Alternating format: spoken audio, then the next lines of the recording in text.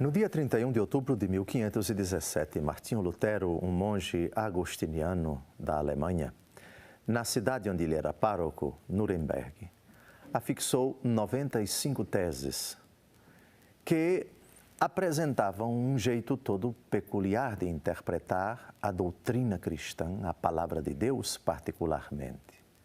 Com esse gesto, Martinho Lutero se afastou da Igreja Católica, dando origem ao que chamamos hoje de o grande cisma do Ocidente. O protestantismo tem origem com Martinho Lutero. 500 anos depois, a Igreja Católica nada tem a comemorar desse gesto cismático, dessa decisão de se afastar da Igreja Católica.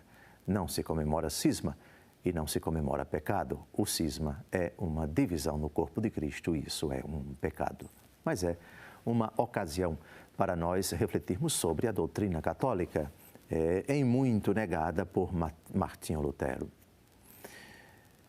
Não é o momento de nós discutirmos ponto por ponto essas 95 teses, até porque já dedicamos vários programas Luz da Vida para as 5 grandes afirmações de Martinho Lutero: somente a Deus glória, somente a Escritura, somente a graça, somente Cristo, somente a fé. Esses são os 5 pilares do protestantismo. Mas no mundo protestante há uma mentalidade que é decorrente provavelmente do somente a Escritura, que interpreta uma prática da Igreja Católica como não bíblica, como não fundamentada na palavra de Deus escrita, a questão do batismo de crianças. Dizem muitas denominações cristãs não católicas: não é correto batizar crianças. Primeiro, porque não existe um único fundamento no Novo Testamento para o batismo de crianças. O próprio Jesus Cristo foi batizado adulto.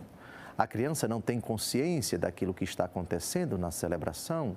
Depois, é preciso que ela cresça para que ela escolha a denominação onde quer ser batizada e se ela quer ser batizada ou não.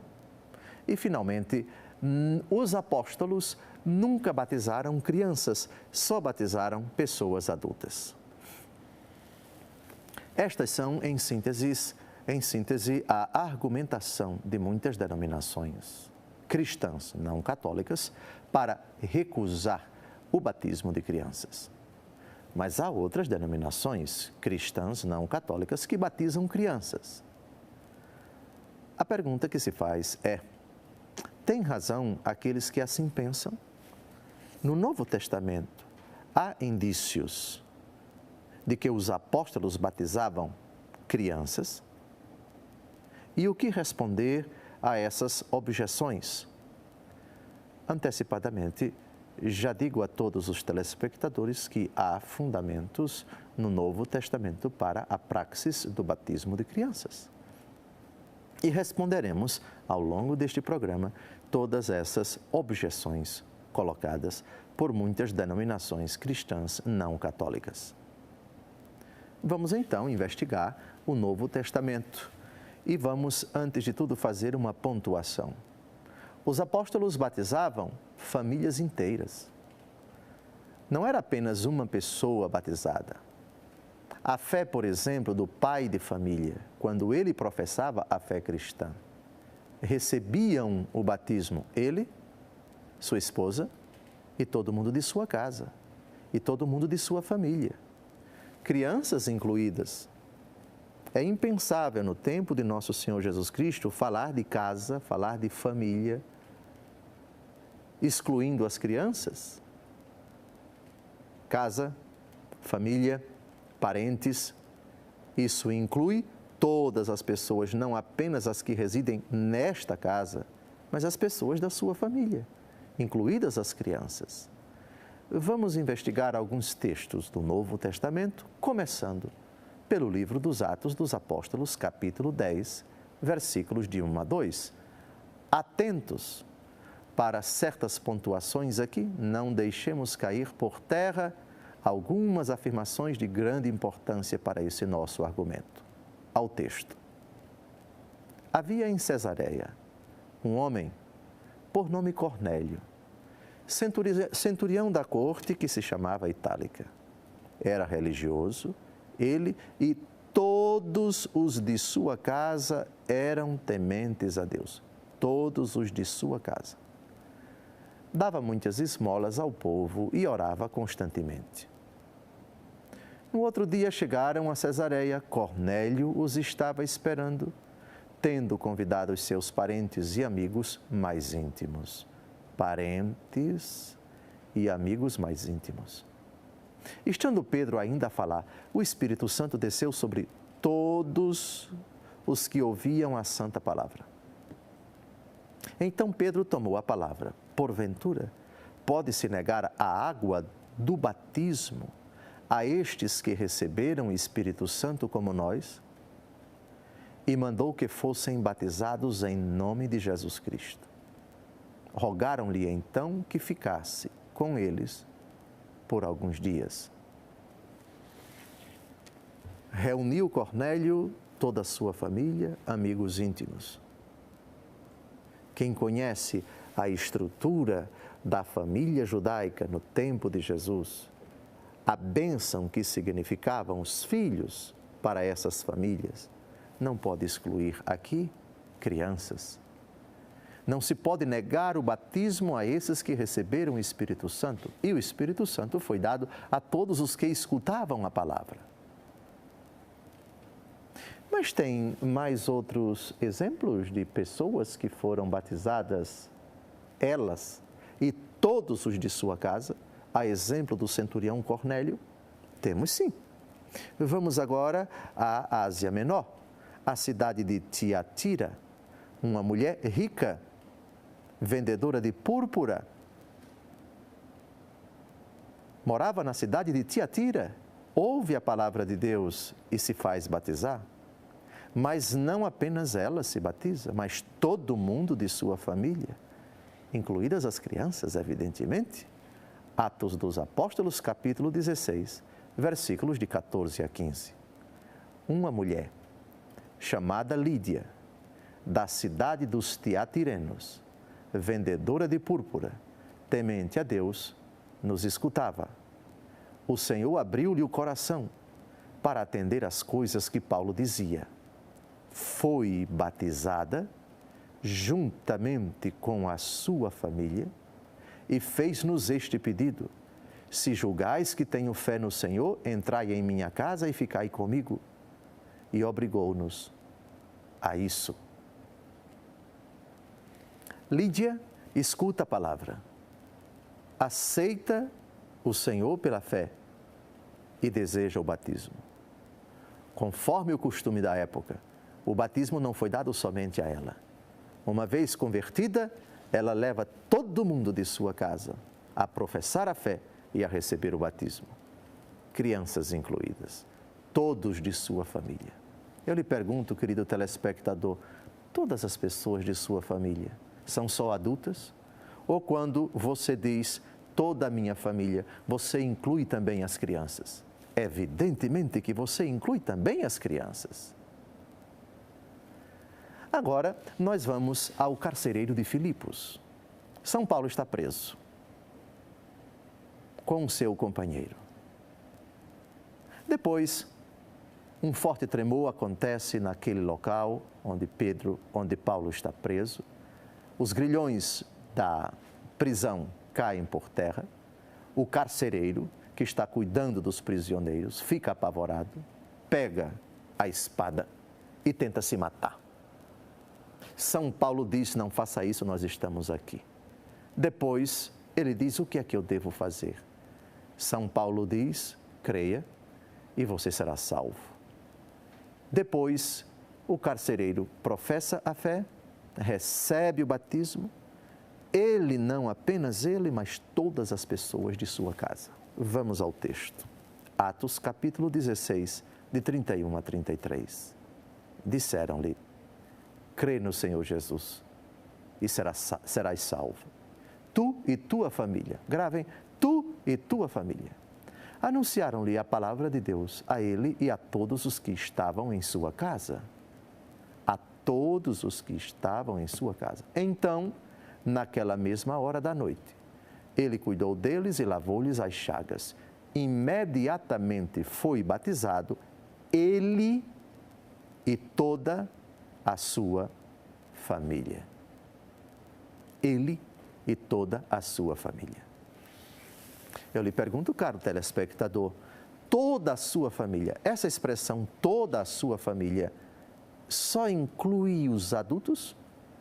Ou quando você fala toda a minha família, você inclui também as crianças da sua família? A resposta eu já sei. Toda a sua família inclui adultos e crianças. Os apóstolos batizavam crianças. Mas tem mais. Vejamos agora o testemunho de Crispo, o chefe da sinagoga, que acredita no Senhor ouvindo a pregação dos apóstolos. Conforme o costume da época, o mais velho, o dono da casa, o homem ou a mulher, se for o caso, que professa uma fé, leva também a professar a mesma fé toda a sua família, todos os de sua casa, todos os de sua parentela. Esse era o costume na época dos apóstolos. Atos dos Apóstolos, capítulo 18, versículo 8. Entretanto, Crispo, o chefe da sinagoga, acreditou no Senhor com todos os da sua casa.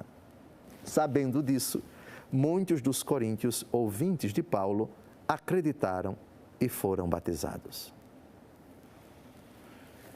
O costume, portanto, dos apóstolos era anunciar a palavra de Deus. Se um daquela família professava a fé, levava todos consigo. E não apenas a professar a fé, mas a receber o batismo. Portanto, ele era batizado, ela era batizada com todos os de sua casa, com todos os de sua família, crianças incluídas. Porque você, telespectador, quando você diz toda a minha família, com toda certeza, tem crianças incluídas nesta afirmação. E para concluir esse primeiro bloco, ainda cito a primeira carta de São Paulo aos Coríntios, capítulo 1, versículo 16. Diz São Paulo, aliás, batizei também a família de Estéfanas. Além destes, não me consta ter batizado ninguém mais. São Paulo não batizava uma pessoa apenas, batizava a família inteira. E quando se fala de família inteira, a sua família inteira tem crianças. A expressão família inteira, toda a sua casa, toda a sua família, inclui também as crianças. A conclusão desse primeiro bloco, já temos provado que, com esses textos da Escritura, os apóstolos batizavam crianças. Retomaremos isso no próximo bloco. Até lá.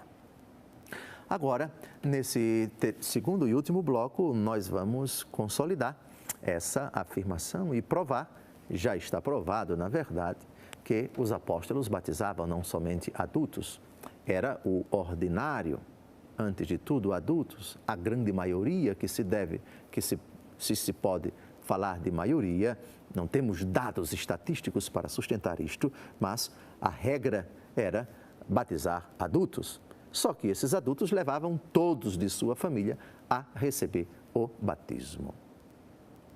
No livro do Levítico, capítulo 12, versículo 3, nós temos um texto que é oportuno citar agora para refutar aqueles que utilizam o seguinte argumento. Não é correto batizar as crianças porque elas não sabem aquilo que está acontecendo na celebração.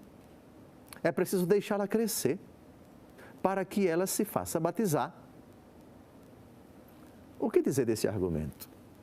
Um argumento falaz, um argumento pífio. Vamos ao livro do Levítico, antes da instituição do sacramento do batismo. No Antigo Testamento, nós temos uma instituição chamada circuncisão. Qual era a idade?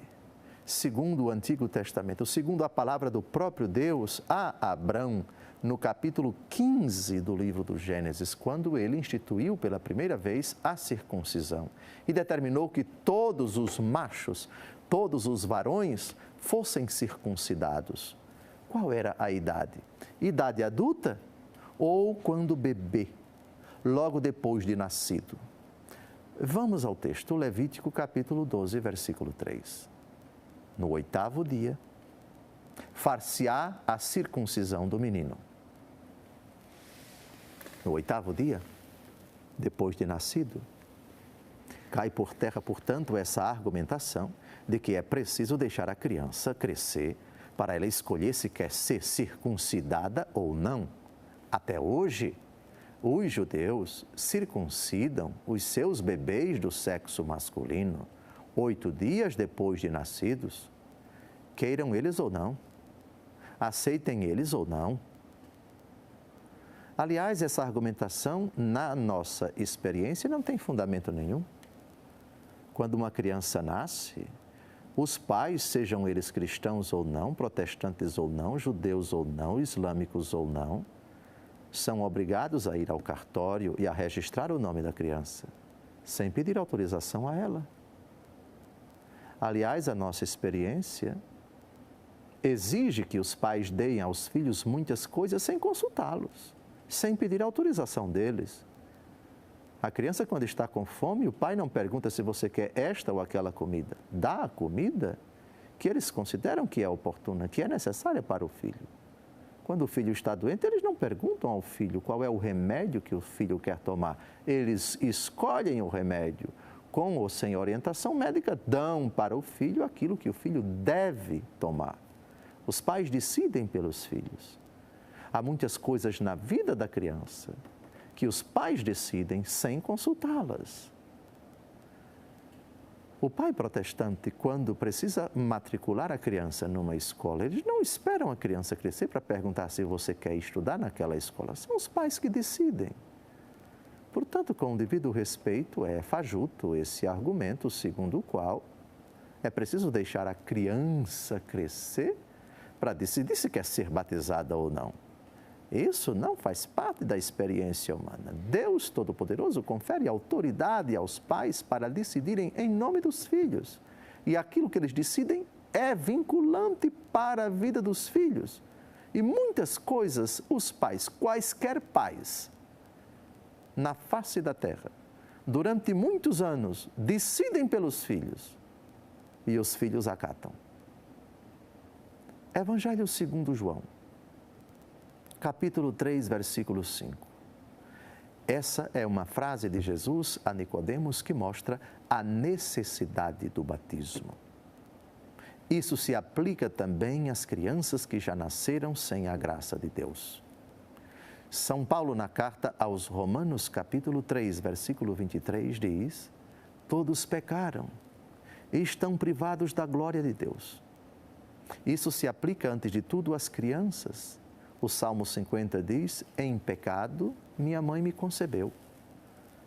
Em Romanos, capítulo 5, versículo 12, se diz: assim como pela desobediência de um só homem, o pecado entrou no mundo e pelo pecado a morte, assim todos pecaram. Esse é um dos fundamentos para o dogma do pecado original. Já somos gerados no ventre de nossa mãe, com essa herança maldita. Filhos da ira, privados da glória de Deus, como diz São Paulo. No Evangelho segundo João, vamos ao texto, capítulo 3, versículo 5, vejamos a resposta de Jesus a Nicodemos, que não compreendeu a frase de Jesus: necessário vos é nascer de novo. Nicodemos pensava que isso significava entrar de novo no ventre da mãe para nascer de novo. Responde Jesus: em verdade te digo, quem não renascer da água e do Espírito não pode entrar no reino de Deus. Ora, se as crianças já nascem, melhor ainda, antes ainda, no momento de sua concepção, já são geradas, já vêm à existência privadas da glória de Deus. Porque pela solidariedade com os nossos primeiros pais que desobedeceram e por causa do seu pecado, toda a sua descendência já nasce privada da glória de Deus, já nasce filha da ira. Essa afirmação se aplica a eles. É necessário nascer de novo. Daí, o quanto antes. Os pais cristãos devem cuidar para que as crianças renasçam, morram para a vida de trevas, na qual já estão inseridas desde a sua concepção, Romanos 3, 23. todos pecaram e estão privados da glória de Deus, e recebam a graça da filiação e façam a experiência da morte para o pecado e o renascimento para a vida da graça. Aliás, no capítulo 19 do Evangelho segundo Mateus, versículo 14, quando a multidão comprime nosso Senhor Jesus Cristo, todos querem tocá-lo, Jesus está ali também diante de crianças, que fascinadas com nosso Senhor, querem chegar a Ele. Os apóstolos tentam impedir. E Jesus os repreende docilmente com essa afirmação que bem se aplica à questão do batismo de crianças. Vamos ao texto. Disse-lhes Jesus: deixai vir a mim estas criancinhas e não as impeçais, porque o reino dos céus é para aqueles que se lhes assemelham. Um pai cristão que diz: eu não vou dar o batismo para o meu filho, no fundo está desobedecendo a esta ordem de Jesus. Deixai vir a mim os pequeninos, as criancinhas, e não as impeçais, porque o reino de Deus se assemelham àqueles que participam do reino, se lhes assemelham. Que direito o pai cristão tem de dizer: o batismo é importante só para os adultos? Onde está escrito, no Novo Testamento, ou no Antigo, ou em qualquer parte da Bíblia, que nosso Senhor Jesus Cristo disse: quem crer e for batizado adulto será salvo? Jesus não disse isso. Quem crê e for batizado será salvo. Quem não crê será condenado. Mas uma criança pode crer? Uma criança pode professar a fé por ela mesma? Não é melhor deixá-la crescer para que ela possa emitir pessoalmente, com sua capacidade de entender e de querer, o ato de fé? A resposta já foi dada durante muitos anos da vida da criança. Elas não têm ainda a capacidade desenvolvida, intelectiva e volitiva, mas os pais respondem por ela. No batismo cristão de crianças, os pais, em nome da criança, respondem: vocês creem em Deus Pai Todo-Poderoso? Creio. Vocês creem em Jesus Cristo? Creio. Creio na Santa Igreja Católica, na comunhão dos santos, na remissão dos pecados, na ressurreição da carne e na vida eterna? Creio. E também os padrinhos que assumem um compromisso perante Deus e a Igreja de colaborar com os pais na educação da fé da criança respondem às perguntas do celebrante. Eles se comprometem em educar a criança na fé que, em nome dela, eles professam. Fé que é da Igreja, fé que é dos pais, fé que é dos padrinhos, a fé que é transmitida. Reparem, o protestante que não batiza a criança, mas na tenra idade leva a criança para o culto, sem consultá-la, sem pedir autorização a ela. Não, eu levo a criança porque é minha obrigação de cristão educá-la na santa palavra de Deus, levá-la para o culto. Certo? Parabéns. Mas por que não o batismo?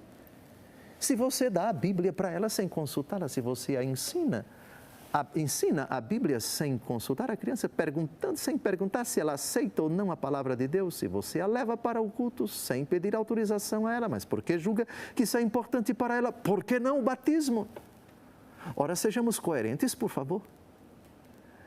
Graças a Deus que algumas denominações protestantes batizam crianças.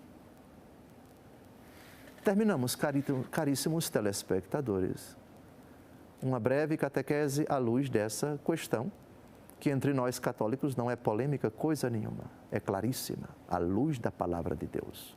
Conhecereis a verdade e a verdade vos libertará. Católico que ainda não batizou a criança, bebê, batismo é para ontem. Não é para hoje não, é para ontem. Já devia ter batizado. O Código de Direito Canônico diz que os pais cristãos devem batizar as crianças nas primeiras semanas de vida. Batismo de criança é para ontem. Trate de batizar as crianças para cumprir aquilo que Jesus disse: deixai vir a mim os pequeninos e não os impeçais, porque o reino de Deus é para aqueles que se lhes assemelham.